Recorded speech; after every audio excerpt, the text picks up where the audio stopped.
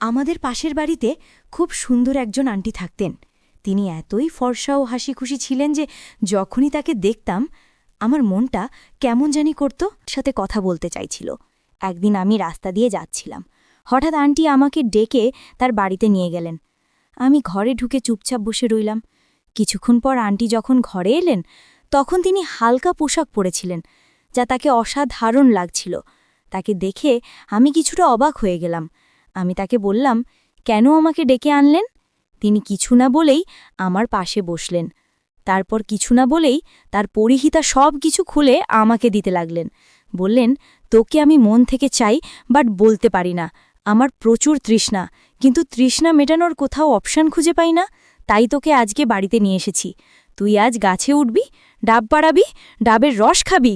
এরপর তুই নদীতে নামবি, নদীতে নেমে গোসল করবি। জলদি জলদি নে, নদীতে বান চলে আসতেছে, তাড়াতাড়ি গোসল দা, নাহলে ভিজে যাব। বন্ধুরা, আজকের গল্পটি অনেকটাই স্পেশাল, তাই সবাই রেডি হয়ে যাও। দয়া করে গল্পগুলো ভালো লাগলে ভিডিওটি লাইক, শেয়ার এবং চ্যানেলটি সাবস্ক্রাইব করো। বন্ধুরা প্লিজ। আমার নাম শিয়াম, বয়স ২০ বছর, সাধারণ এক যুবক। তবে সাধারণ হলেও আমাদের পাড়ার প্রায় সব মহিলাই যেন আমাকে অন্য চোখে দেখতেন। প্রায় সবাই ছোটখাটো কাজে ডাকার জন্য আমায় খুঁজতেন। আমি যতবারই বাড়ি থেকে বেরোতাম, কোথাও না কোথাও থেকে একটি ডাক আসত, শিয়াম, একটু এদিকে আসো, আমাদের একটু সাহায্য দরকার। আমি এসব কাজে অভ্যস্ত হয়ে গিয়েছিলাম, যেন এক ধরনের আনন্দ খুঁজে পেতাম। আমাদের পাড়ায় এক আন্টি ছিলেন, যার নাম জানার কখনো চেষ্টা করিনি, শুধু আন্টি বলেই ডাকতাম। তার স্বামী বেশিরভাগ সময় দেশের বাইরে থাকতেন, আর আন্টি একাই থাকত।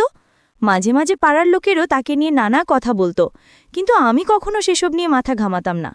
একদিন দুপুরে যখন আমি বাড়ি থেকে বেরোচ্ছিলাম, তখন আন্টি আমাকে ডেকে তার বাড়িতে নিয়ে গেলেন। তার কাছে যাওয়ার আগে আমার মনে একটু দ্বিধা ছিল, তবে ভাবলাম পাড়ার অন্যান্য মহিলারাও তো আমায় প্রায় কাজে ডাকে, আন্টিও হয়তো কিছু জিনিস আনতে বলবেন। আমি যখন তার দরজার কাছে পৌঁছলাম, তিনি হাসি মুখে বললেন, শিয়াম, তুমি কি আমার জন্য কাছের দোকান থেকে একটা ডিভিডি আনতে পারবে? প্রথমে আমি অবাক হয়ে গেলাম, ভাবলাম এই যুগে ডিভিডি কেন? তবে বিষয়টি বেশ মজারও লাগল। মনে হচ্ছিল সবকিছু যেন একটু অন্যরকম ছিল। আমি ধীরে ধীরে এক অদ্ভুত পরিস্থিতির মধ্যে জড়িয়ে পড়ছিলাম। সন্ধ্যা নামতেই আমি ডিভিডির দোকানের দিকে রওনা হলাম। সেই দোকানটা আমার এক বন্ধুর, তাই মনে হলো হয়তো সে আমাকে একটু সাহায্য করবে। দোকানে পৌঁছে আমি বন্ধুর কাছে ডিভিডি প্লেয়ার চাইলাম। কিছুটা দ্বিধা করার পর সে বলল, ঠিক আছে, তবে একে ফিরিয়ে দেওয়ার দায়িত্ব কিন্তু তোমার।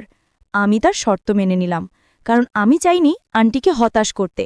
ডিভিডি প্লেয়ার নিয়ে যখন আন্টির বাড়িতে পৌঁছলাম, তিনি আমাকে দেখে মৃদু হেসে ধন্যবাদ জানালেন। আন্টির চোখে একটি অদ্ভুত ভাব ছিল, যেন তার কথার পেছনে আরও কিছু লুকিয়ে আছে। আমি যখন ডিভিডি প্লেয়ারটি দরজার কাছে দেওয়ার চেষ্টা করলাম, তিনি বললেন, ভেতরে এসে এটি আমাদের এলসিডির সঙ্গে সেট করে দাও, কারণ আমি এই ব্যাপারটা বুঝি না। আমি এসব কাজে দক্ষ ছিলাম, তাই ভেতরে ঢুকে ডিভিডি প্লেয়ারটি ঠিক করে দেওয়ার সিদ্ধান্ত নিলাম। আন্টির ঘরের পরিবেশ আর তার আচরণ আমাকে এক ধরনের আকর্ষণে জড়িয়ে ফেলেছিল। যখন আমি তার বাড়িতে ঢুকে ডিভিডি প্লেয়ারটি সেট করছিলাম, প্রতিটি মুহূর্তে তার প্রতিক্রিয়া আমার মধ্যে এক অন্যরকম অনুভূতি তৈরি করছিল। আন্টি আমার আর তার জন্য চা নিয়ে আসলেন। চা খেতে খেতেই আমি যখন সিনেমার দিকে তাকালাম, দেখলাম একটা মেয়ে নাচছে। তার নাচ আর সৌন্দর্য আমাকে অবাক করে দিল, যেন সে অন্য কোনো জগতের মেয়ে। চা কখন শেষ হয়ে গেল তা আমি টেরই পেলাম না। এরই মাঝে হঠাৎ দেখলাম আন্টির ১৮ বছর বয়সী সুন্দর ফুটফুটে মায়ামি কন্যা টিউশন থেকে বাসায় ফিরল।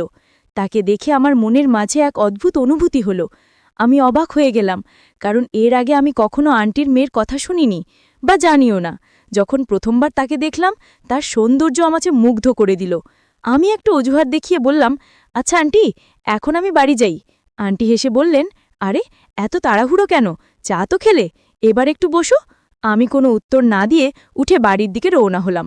কিন্তু বাড়ি ফিরেও আমার মন পুরোপুরি সেই মেয়েটির ভাবনায় ডুবে গেল। আন্টির মেয়ের চেহারাটা যেন বারবার আমার সামনে ভেসে উঠছিল। আমি ভাবতে লাগলাম, আন্টির মেয়ে এত সুন্দর, তাহলে আগে কখনো তাকে দেখিনি কেন? বাড়ি ফিরে পড়াশোনায় মন দেওয়ার চেষ্টা করছিলাম, কিন্তু বারবার সেই মেয়েটির হাসিমাখা মুখ আর তার সরলতা আমার চিন্তায় ভেসে উঠছিল। আমি বুঝতে পারছিলাম আন্টির বাড়িতে যাওয়া মানে শুধু তার সঙ্গে দেখা করা নয়, তার মেয়েরও একটা আকর্ষণ ছিল। পরের দিন যখন আমি বাইরে যাচ্ছিলাম, হঠাৎ আন্টির কথা মনে পড়ল। আমি জানতাম না কবে আবার তার সঙ্গে বা তার মেয়ের সঙ্গে দেখা হবে, কিন্তু এক জিনিস নিশ্চিত ছিল, এবার আমি আরও বেশি উৎসাহী হয়ে পড়েছিলাম তার বাড়িতে যাওয়ার জন্য। এটা শুধু তার কাজ করার কথা নয়, বরং একটা অদৃশ্য টান ছিল যা আমাকে তার দিকে নিয়ে যাচ্ছিল। তখনই মনে পড়ল ডিভিডি প্লেয়ারটি ফেরত নিয়ে আসা উচিত। সেটাই অজুহাত করে আবার আন্টি বাড়িতে গেলাম। আন্টি আমাকে দরজার কাছেই ডিভিডি প্লেয়ারটি দিয়ে দিলেন এবং ভেতরে আসতে বললেন না। আমি কিছুটা হতাশ হয়ে গেলাম, কারণ আবার কখনো হয়তো তার বাড়িতে ঢোকার সুযোগ পাব এবং সেই সুন্দরী মেয়েটিকে দেখতে পাব। শেষে কয়েকদিন পরে আবার আন্টি আমাকে ডাকলেন, বাবা, আমাদের মেশিনটা ঠিকভাবে কাজ করছে না, একটু দেখে দাও তো। আমি তৎক্ষণাৎ তার বাড়িতে গেলাম। মেশিনটি পরীক্ষা করে দেখলাম ভেতরে একটি কাপড় আটকে আছে। কাপড়টি বের করে মেশিনটি চালু করলাম এবং সেটি আবার কাজ করতে শুরু করল।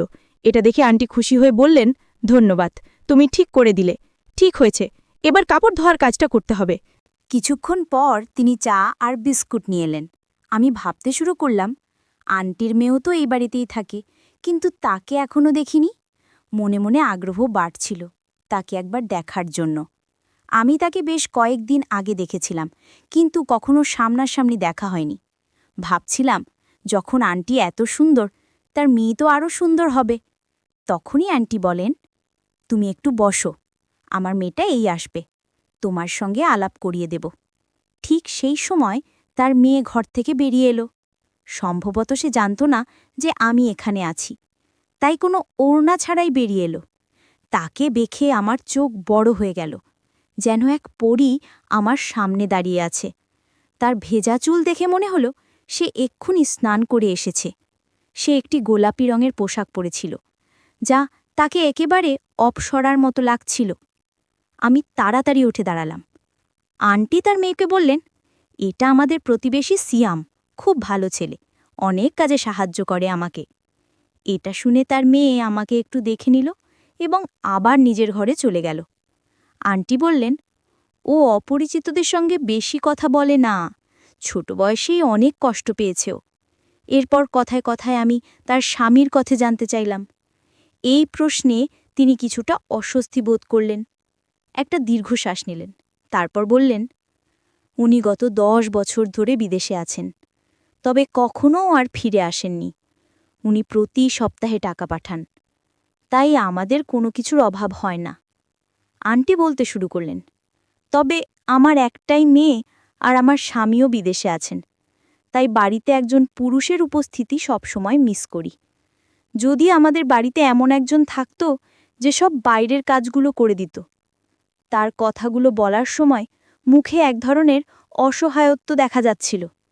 কেন জানি না, সেই মুহূর্তে তার জন্য আমার মনে খুব মমতা জন্মালো।